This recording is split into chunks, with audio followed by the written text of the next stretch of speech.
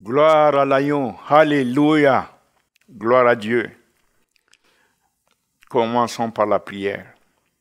Éternel Dieu, notre Père, toi qui es assis sur le trône de ta gloire, c'est à toi que nous venons pour t'honorer, pour te glorifier, pour te remercier pour ta grâce, ta présence dans nos vies.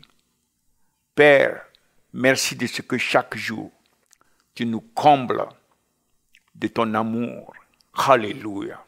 Quel amour tu as démontré en ton Fils Jésus-Christ, notre Seigneur et Sauveur.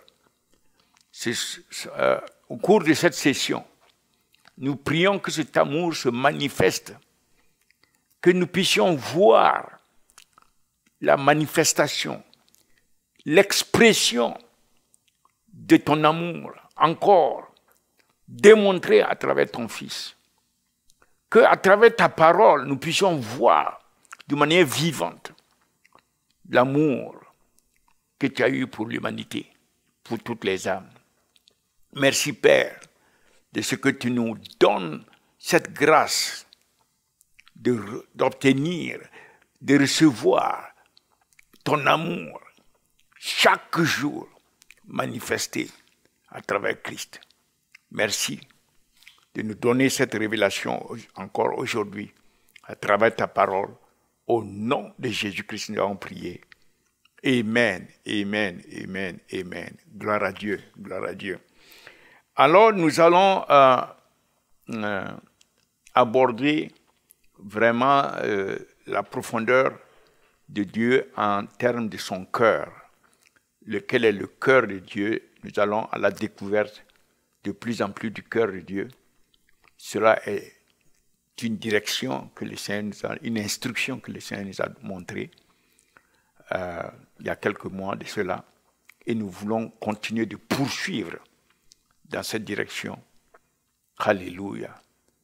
Et l'objectif, c'est de connaître et de plaire au cœur du Père. Le Seigneur Jésus-Christ lui-même a dit que la présence du Père est continuellement avec lui parce qu'il fait toujours ce qui lui plaît, ce qui plaît au Père. Alléluia. Et nous savons que le Père lui-même, tantôt ici et là, a souligné que c'est celui-là qui me fait plaisir. Nous savons même dans le livre d'Apocalypse, chapitre 4, verset 11, qu'il a tout créé pour son propre plaisir. Donc ceci est un point comme un objectif que nous poursuivons. Et c'est dans ce sens que nous allons vers son cœur pour connaître de plus en plus son cœur et de pouvoir plaire à notre Père. Pour cela, nous allons lire le psaume 110. Et ce psaume est assez particulier. Et nous allons voir en quoi c'est particulier. Le psaume 110, du verset 1 à 4. Et nous lisons. Parole de l'Éternel à mon Seigneur, assieds-toi à ma droite jusqu'à ce que je fasse de tes ennemis ton marchepied.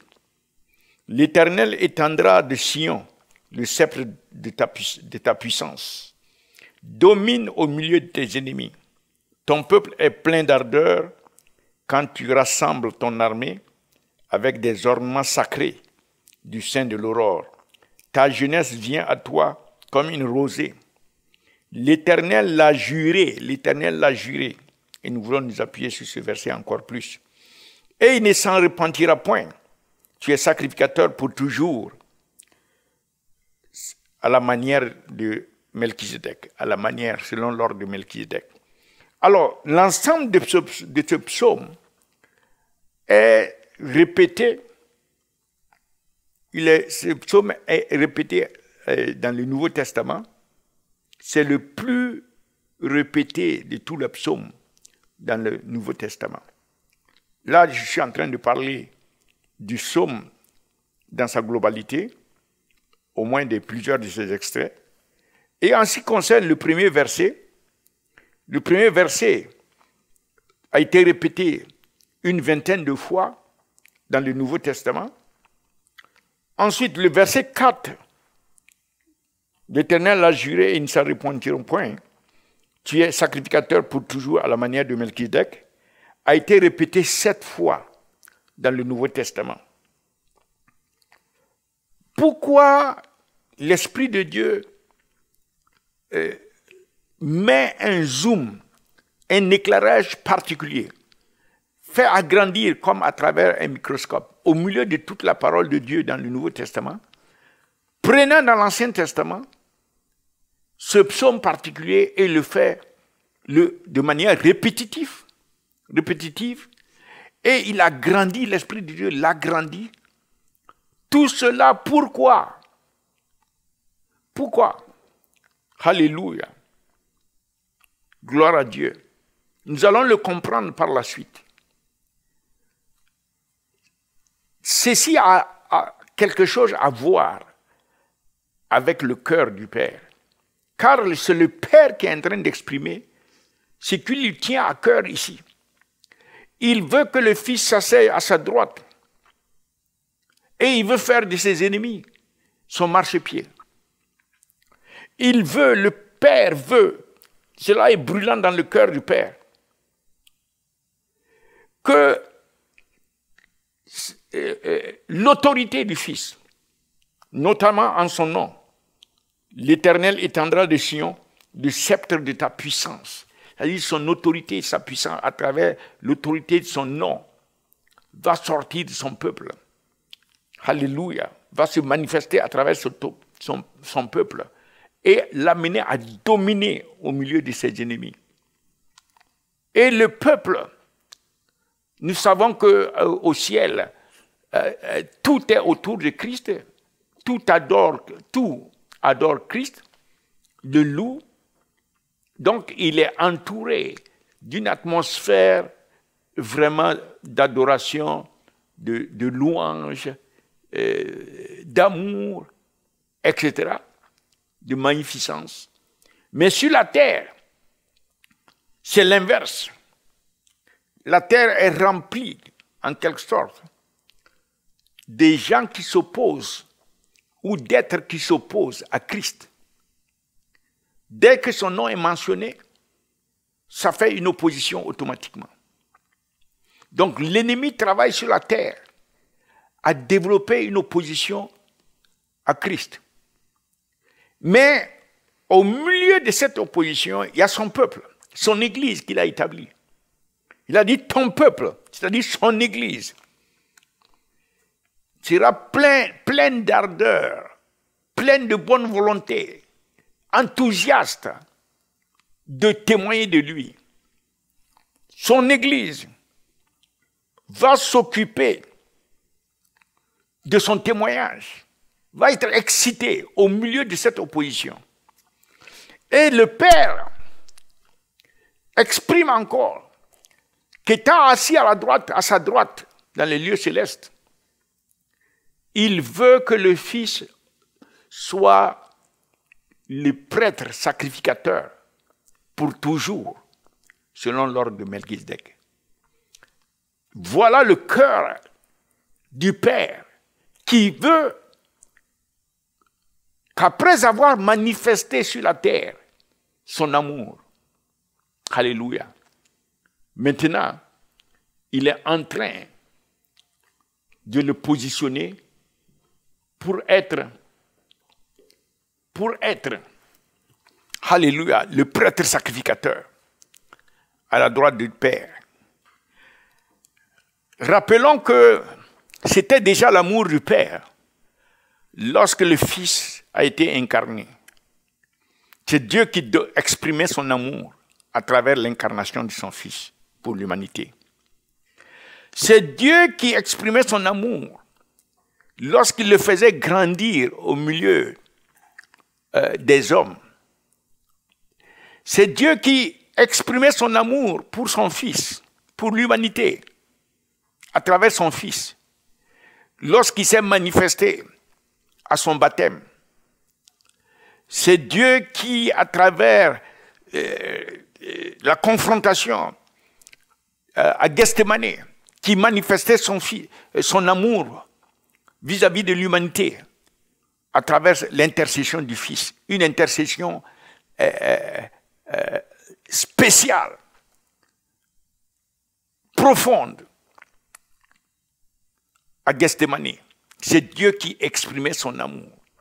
Ce Dieu qui exprimait son amour à la croix, à travers sa souffrance, à travers le sang qui a été versé. Dieu exprimait son amour pour l'humanité, à travers sa mort.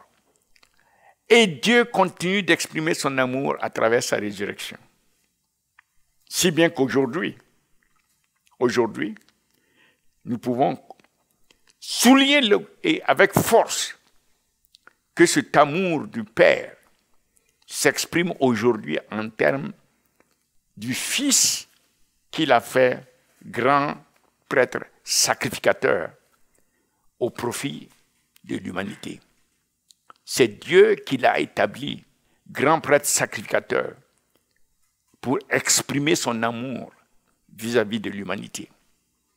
Donc, nous avons parcouru toutes ces manifestations de l'amour du Père, de son cœur, de son désir, le feu, la passion du Père, du cœur du Père, pour les âmes, pour l'humanité. Nous avons vu cela lorsque son Fils est venu. Maintenant, aujourd'hui, au moment où le Fils est assis à la droite de Dieu le Père, nous devons nous focaliser sur le fait qu'il est devenu, pour la première fois de toute l'histoire de l'humanité et de toute éternité, il est devenu le grand prêtre sacrificateur assis à la droite de Dieu le Père.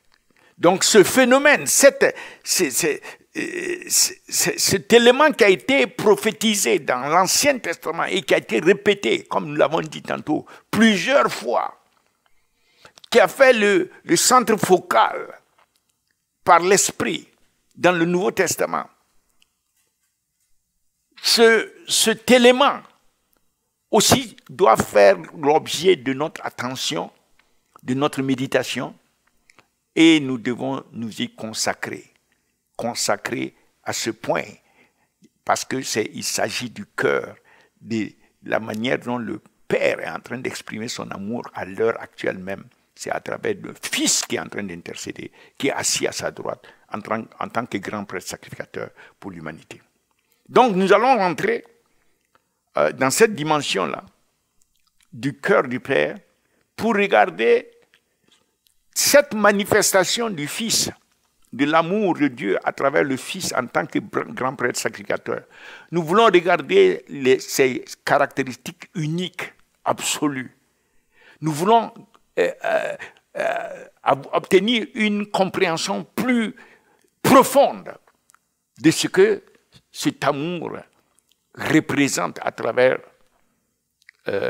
cette fonction du Fils, grand prêtre sacrificateur, qui est un accomplissement de sa parole, de la parole prophétique du Père. Alors, le premier caractère, la première caractéristique de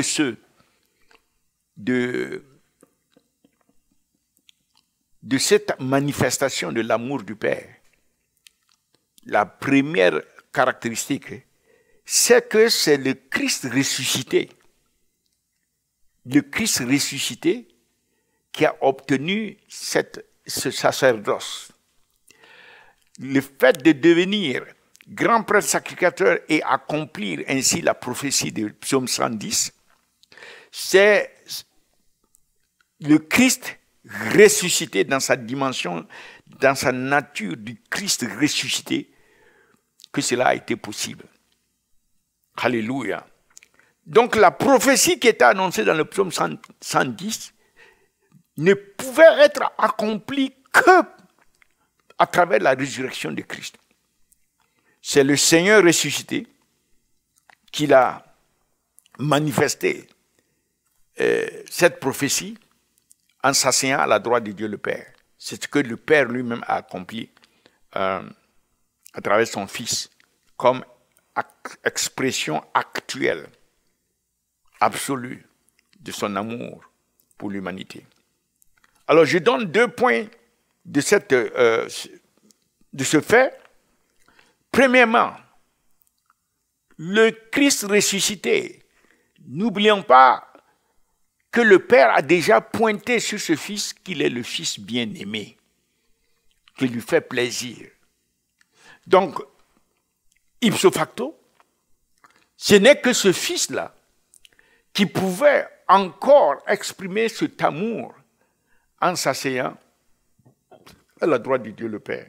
Ce n'est que lui qui peut incarner, disons, manifester, il est déjà incarné, qui peut exprimer l'amour du Père dans la suite logique du fait que c'est lui qui, le Père a dit que c'est lui qui lui fait plaisir.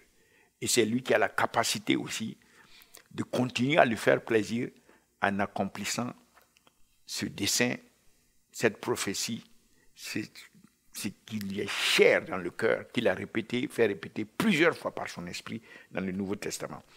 Donc ça c'est, nous voyons cela dans Luc 3, verset 22, lorsque le ciel s'est ouvert, alors la voix d'en haut, l'Esprit est descendu sur le Christ, sur le Seigneur, et la voix du Père a déclaré dans Luc 3, verset 22, « Tu es mon Fils bien-aimé, en qui je prends plaisir. » Deuxième élément, c'est que ce feu qui brûle dans le cœur du Père depuis longtemps, qui a été résumé dans la prophétie du psaume 110, que je vais faire de toi le prêtre, un prêtre sacrificateur. Et ce feu de faire de son fils un prêtre sacrificateur à sa droite a été, c'est un désir d'avoir un prêtre parfait.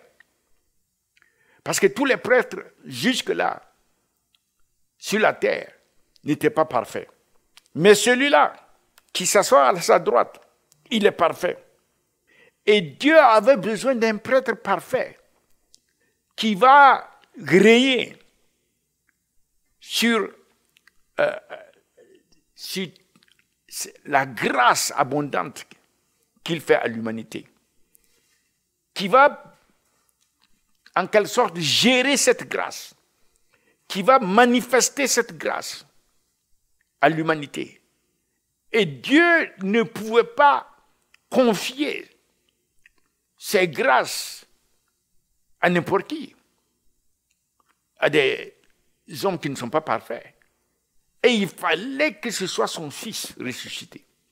C'est à lui qu'il a confié cela, pour que ces grâces puissent continuer d'apporter le salut aux âmes sur la terre. Et par finir, ces grâces vont amener l'établissement de son royaume sur la terre. Et il n'y a que le Fils à la droite qui, en tant que prêtre parfait, qui pouvait accomplir cela. Donc nous voyons ici, dans la première caractéristique, que ça c'est une clé, la clé suprême pour le royaume qui est dans le cœur du Père, c'est d'avoir le Fils en tant que grand prêtre sacrificateur à sa droite. Et ainsi, d'obtenir que les grâces abondantes de Dieu puissent travailler pour le salut éternel des âmes et pour l'établissement de son règne de manière certaine sur la terre.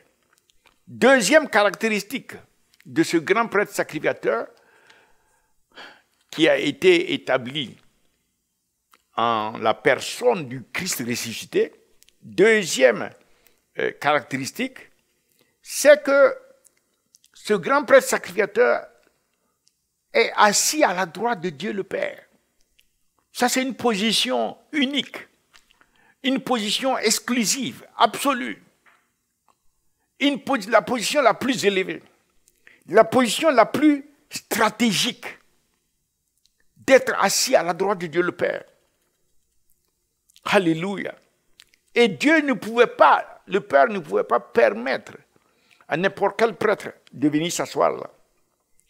Et c'est lui à qui il a permis de venir, c'est bien sûr son Fils ressuscité, le Seigneur Jésus-Christ ressuscité, qui seul est qualifié de s'asseoir à sa droite et ainsi occuper l'office le plus élevé.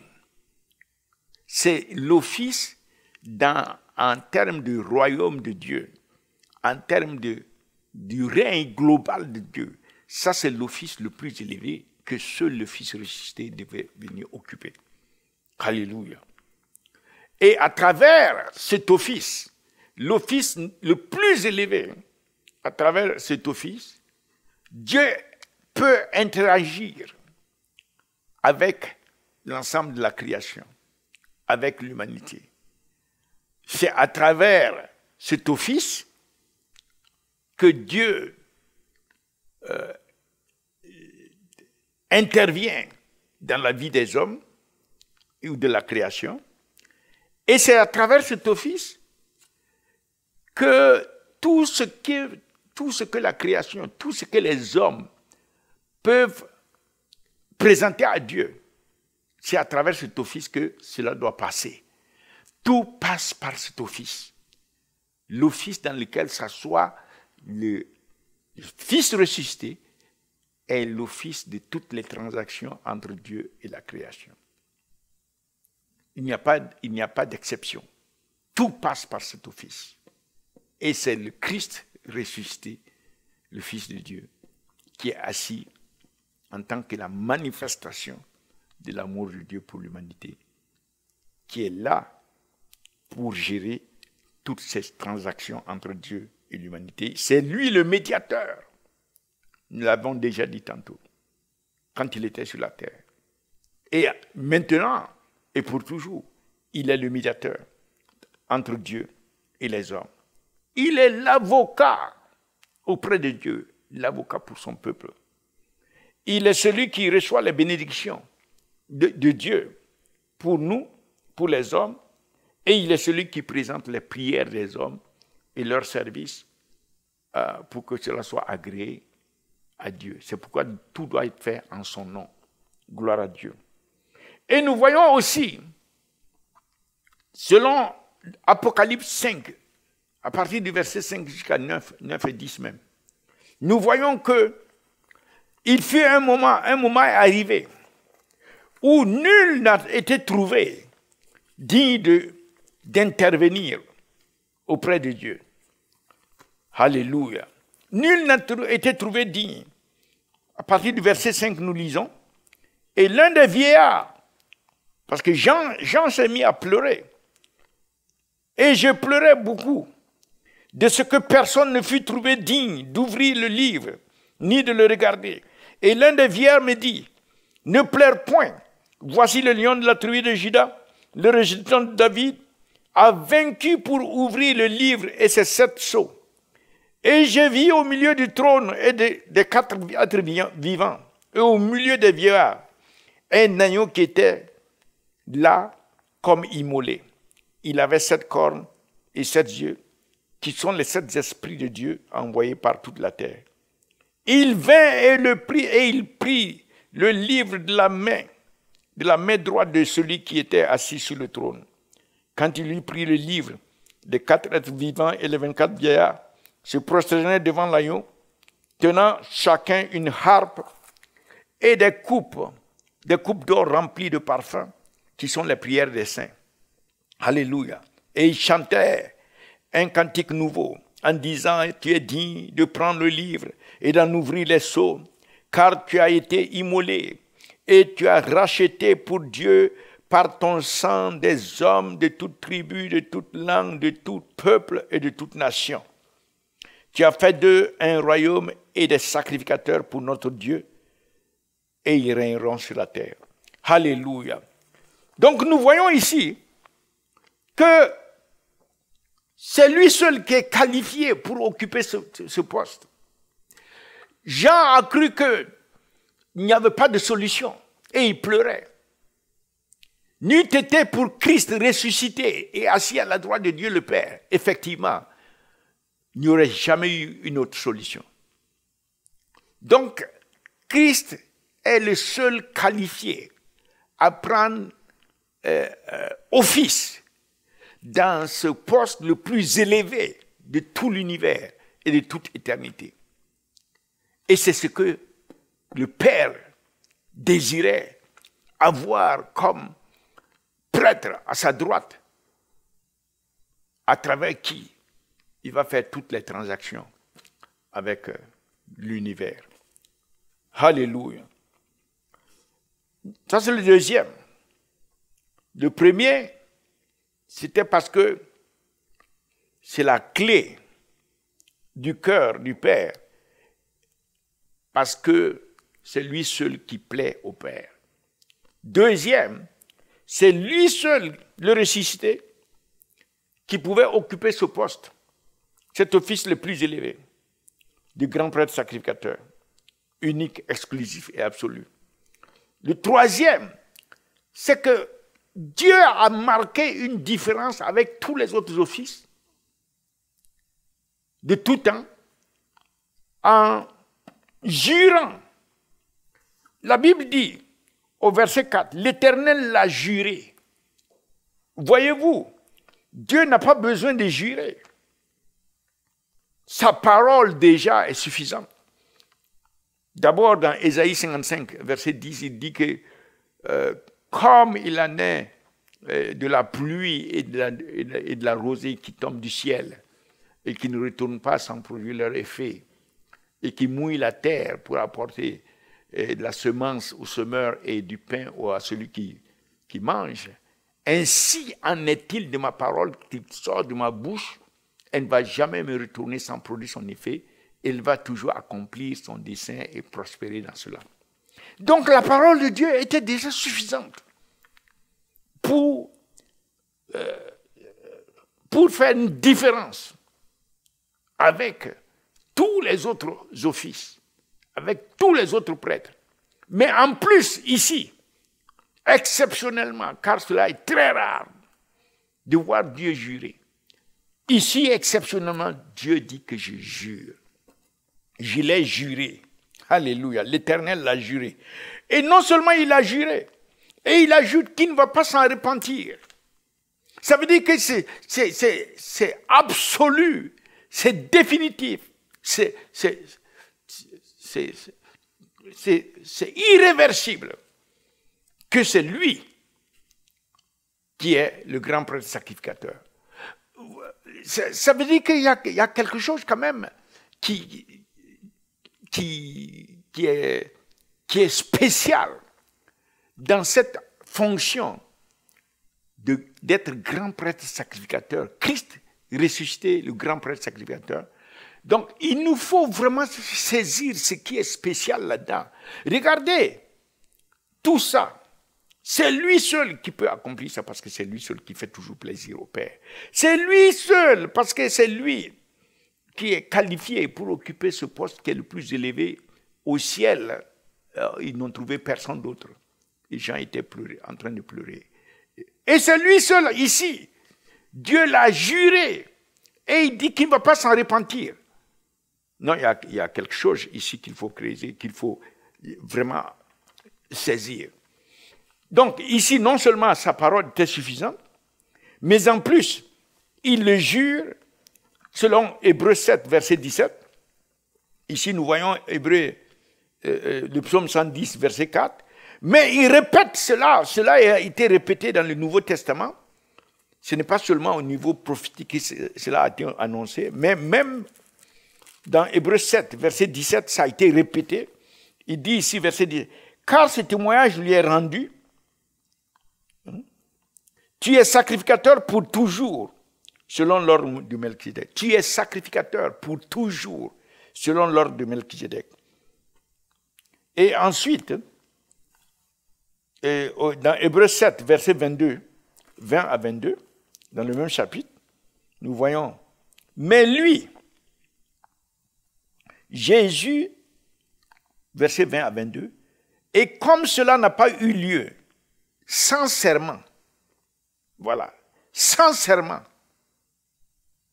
parce que les autres, et nous le voyons, il dit ici, car tandis que les Lévites sont devenus sacrificateurs sans serment, Jésus l'est devenu avec serment, par celui qui lui a dit, le Seigneur a juré, Voilà le serment. Le Seigneur l'a juré. Et il ne s'en repentira pas. Tu es sacrificateur pour toujours, selon l'ordre de Melchizedek. Alléluia. Jésus est par cela même le garant d'une alliance plus excellente. Par cela même, par le fait que le Père l'a établi avec serment, en jurant et en disant qu'il ne va pas se repentir. Forcément, il est le garant d'une alliance plus excellente que toutes les autres alliances. De plus, il y eut des sacrificateurs en grand nombre parce que la mort les empêchait d'être permanents. Mais lui, parce qu'il demeure éternellement, possède un sacerdoce qui n'est pas transmissible. C'est aussi pour cela qu'il peut sauver. Donc, nous voyons qu'il y a eu un serment. Le Père l'a juré. Il a dit qu'il ne va pas s'en repentir. Car nous nous souvenons que dans le cas d'Élie, le Père, Dieu s'est repenti. 1 Samuel 2, verset 30. Il a dit que Élie, c'est moi qui avait choisi ta famille et qui vous avait établi. Et j'avais dit, voilà, verset 30, c'est pourquoi, voici ce que dit l'Éternel, le Dieu d'Israël. J'avais déclaré que ta maison et la maison de ton père marcheraient devant moi à perpétuité, continuellement. Et maintenant, dit l'Éternel, loin de moi, car j'honorerai celui qui m'honore, mais ceux qui me méprisent seront méprisés. Voici le temps arrive où je retrancherai ton bras et le bras de ta maison, la maison de ton père, en sorte qu'il n'y aura plus de vieillard dans ta maison, et tu verras un adversaire dans ma demeure, etc., etc. Donc, là, Dieu a retiré ce qu'il avait donné à la maison d'Élie, des parents d'Élie. Mais dans ce cas ici, Dieu a juré, dans le cas du Christ ressuscité, de son Fils, qu'il fait grand prêtre sacrificateur, il a établi avec serment et il a juré, ce qui est complètement différent de tout ce qui a été connu jusqu'à présent. Et enfin, la quatrième caractéristique absolue de ce grand prêtre sacrificateur, c'est que c'est un grand prêtre sacrificateur éternel. Éternel. Celui qui est ressuscité de la mort, nous l'avons vu tout à l'heure dans Hébreux 7, nous le lisons. Hébreux 7 à partir du verset 23. De plus, il y eut des sacrificateurs en grand nombre parce que la mort les empêchait d'être permanents. Donc, leur sacerdoce ne pouvait pas être permanent, puisque eux-mêmes, ils mouraient. Mais celui-là, comme la Bible dit, mais lui, parce qu'il demeure éternellement, possède un sacerdoce qui n'est pas transmissible. Ça ne peut pas changer. Un sacerdoce inchangeable. Donc, la caractéristique de ce grand prêtre sacrificateur et de son office, c'est que c'est éternel. Christ est éternellement le grand prêtre sacrificateur, placé sur la maison de Dieu, placé à la droite de Dieu, et il est l'alpha de tout ce qui concerne les transactions de Dieu, et il est l'oméga de tout ce qui concerne ces transactions, et il ne peut pas mourir, il ne change pas. Hébreux 13, verset 8 dit que Christ est le même hier, aujourd'hui et éternellement, et il vit éternellement pour toujours. Donc son sacerdoce est un sacerdoce qui continue pour toujours, forever, et est inchangeable. Alléluia. À partir de là, nous comprenons qu'il n'y a pas d'autre dispensation de grâce qui puisse venir. La dispensation de la grâce qui est venue à travers Christ est la seule dispensation de la grâce. Il n'y a pas d'autre.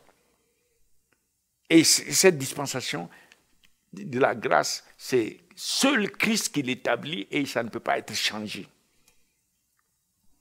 Alléluia.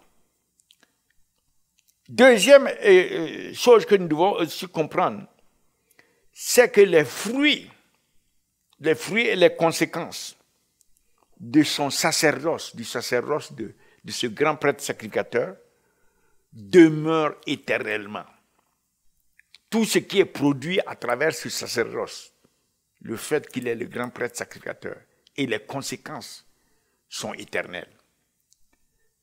Ce qui fait que, à cause de ces caractéristiques, aujourd'hui, puisqu'il s'agit de ce sacerdoce, la Bible dit dans Hébreux 8, verset 1, Hébreux 8, verset 1, regardez ça. Regardez ceci. Il dit le point capital de tout ce qui vient d'être dit. Alléluia. Donc, l'auteur de Hébreux dit que le point capital de tout ce qu'il a dit jusque-là, le point central, capital, crucial, décisif, le point absolu. Regardez ce qu'il dit. C'est que nous avons un tel souverain sacrificateur qui s'est assis à la droite de Dieu le Père, du trône de la majesté divine dans les cieux. Alléluia. Le fait que nous avons un grand souverain sacrificateur qui s'est assis à la droite du trône de la majesté divine dans les cieux, ce fait-là est le point capital, crucial, final, absolu. La conclusion est évidente. Il nous faut nous consacrer à ce grand prêtre sacrificateur. Il nous faut nous soumettre à lui et à son ministère. Il nous faut le connaître davantage. Parce que, selon la parole de Dieu, nous aurons éternellement affaire à lui en tant que grand prêtre sacrificateur. Gloire à Dieu. Donc nous avons intérêt, puisque c'est l'expression de l'amour du Père pour les âmes, de l'établir comme grand prêtre sacrificateur, nous avons intérêt de découvrir Christ dans cette dimension et de nous consacrer à lui. Que tout ce qu'il fait puisse, par sa grâce, nous impliquer. Que nous ne sortons pas de ce qu'il est en train de faire. Maintenant et éternellement. Au nom de Jésus-Christ, nous avons prié. Alléluia. Gloire à Dieu. Donc nous allons inviter. Nous savons qu'il y a encore beaucoup de gens qui se posent des questions, qui ne savent pas qui est Christ. Aujourd'hui, nous voulons vous donner l'opportunité de le recevoir dans votre cœur. Et en le recevant comme Seigneur et Sauveur, non seulement votre âme est sauvée, vous devenez enfant de Dieu, mais en plus, c'est la seule voie par laquelle vous allez le connaître. On ne le connaît pas intellectuellement, on le connaît en lui permettant de venir vivre en nous. Alors, vous allez prier avec moi comme ça. Seigneur Jésus, j'ai entendu ta parole. Tu es le grand prêtre sacrificateur, l'expression même de l'amour du Père pour nous. Je comprends que tu es venu à la croix, tu as versé ton sang pour moi. Tu es même mort, tu as donné ta vie pour moi. Je reconnais donc que je suis pécheur. Et si j'étais mort dans mes péchés, j'aurais été en enfer. Mais à cause de ta grâce, à cause de ton amour pour moi, tu es venu à la croix, tu as donné ta vie pour moi. Alors aujourd'hui, je reconnais que Dieu t'a ressuscité de la mort. Tu es monté en gloire. Tu t'es assis à la droite de Dieu le Père. Et tu es en train d'intercéder pour moi Alléluia, gloire à Dieu, gloire à toi, Seigneur Jésus. Et tu reviens bientôt. Tu vas revenir pour me chercher. Alléluia, afin que là où tu es, j'y sois aussi. Donc aujourd'hui, je t'ouvre mon cœur et je te demande de venir dans mon cœur. Je te reçois comme mon Seigneur et mon Sauveur personnel.